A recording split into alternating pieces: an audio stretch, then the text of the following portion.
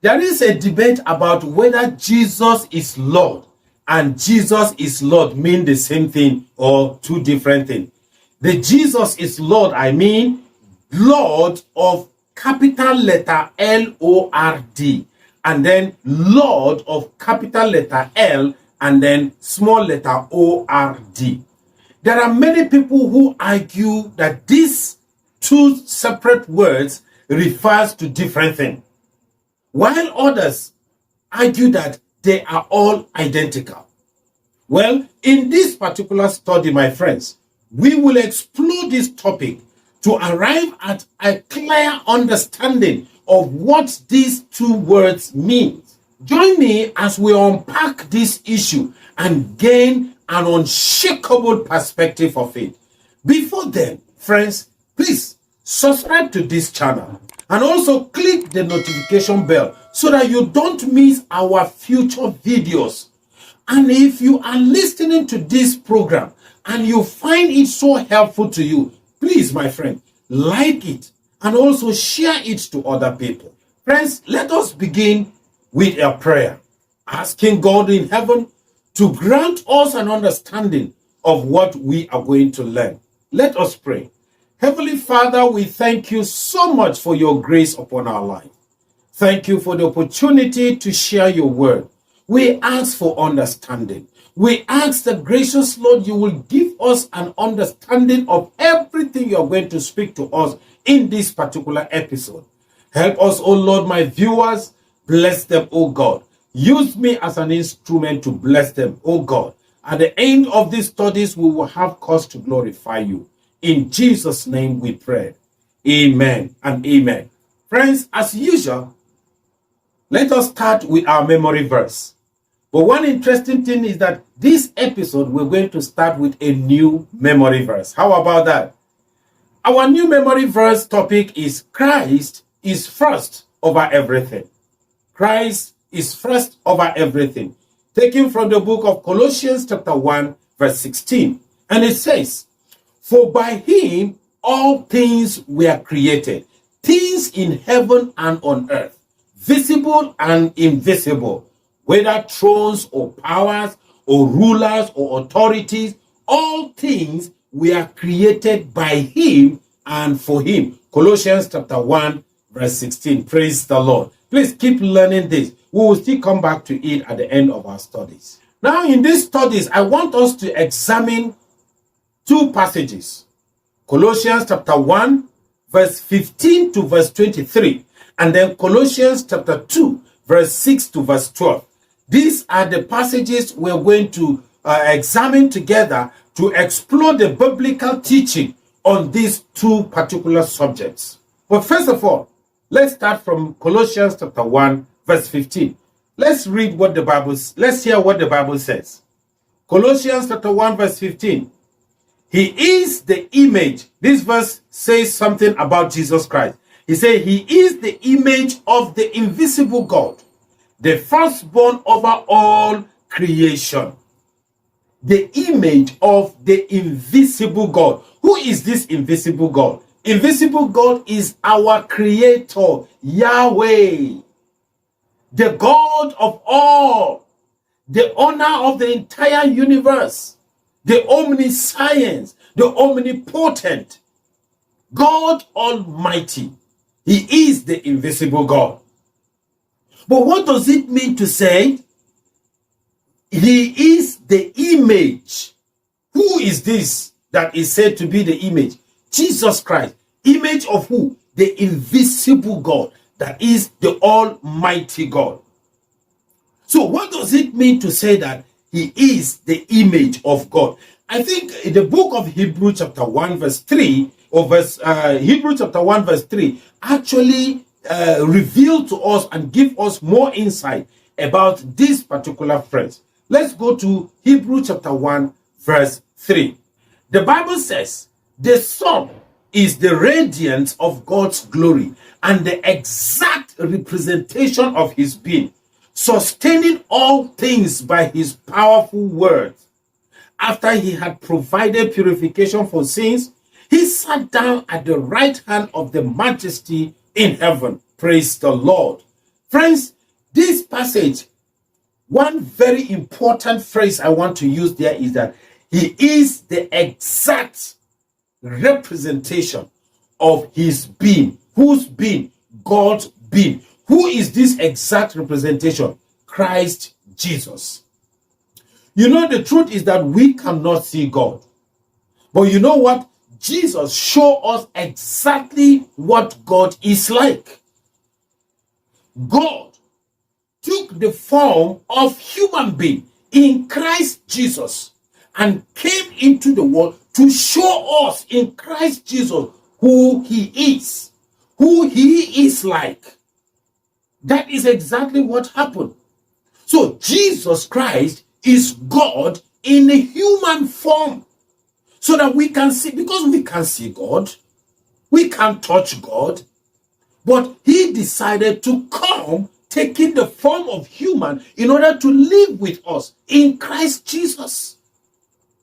So that is exactly what the Bible is telling us, that Jesus is exact representation, not fake. The exact representation of his being, of God's being. Look at verse 16. What the verse 16 says? He said, for by him all things were created. By who? Jesus Christ. Things in heaven and on earth, visible and invisible, whether thrones or power or rulers or authorities, all things were created by him and for him. Look at again where the passage says, by him all things were created. By him. Not after, not before him. No, not before him, but by him. Actually, this phrase, by him all things were created, emphasizes that Jesus was not merely present during the creation, but he was the active agent through whom God brought all these things into existence. He is the actual agent, the active agent. There is nothing that existed that did not come through Christ Jesus. There was nothing created on earth that did not go through Christ Jesus. So all things were created by him. By him. He is the creator. And if Christ is the creator, it means he is God. Look at what verse 17 says. He is before all things. He is before all things. And in him, all things hold together. Friends, honestly, this truly defines to us Jesus as Lord. L-O-R-D, capital letters. Now, let's go further to verse 18. Look at what verse 18 says. And he is the head of the body, the church. He is the beginning and the firstborn from among the dead, so that in everything he might have the supremacy. Another phrase, very important there again. He said, he is the head of the body. Which body? The church. Who is the head of the body? Jesus is the head of the body. In other words, Jesus is the owner of the church. Jesus is the ruler of the church. Jesus is the founder of the church. So he owns the church. He is the head of the church. And since Christ is the head of the church, and you are a member of this church, then what should be the place of Christ upon your life? Of course, nothing more than taking the supremacy. Christ should take the supremacy of your life. In other words, anything and everything concerning your life, Christ should take the first place. Not anything will take first place in your life than Jesus Christ. And this is where we see Jesus as Lord. That is capital L-O-R-D small letter. That is where we see him as Lord. Now let us take a look at Jesus' power and authority. And that we take Colossians chapter 1 verse 15 down to verse 20. Please, as we read this passage, I would like you to take note of this thing. If we are reading, anytime we mention all, please let's count it, because we want to see how many all are mentioned in these six verses. And also everything, everything and all are synonymous. So where you see everything, we count. Where you see all, we count. Now let's start the reading. Colossians chapter 1, verse 15 to verse 20. He is the image of the invisible God, the firstborn over all creation. Then verse 16. For by him all, that is number 2, all things were created.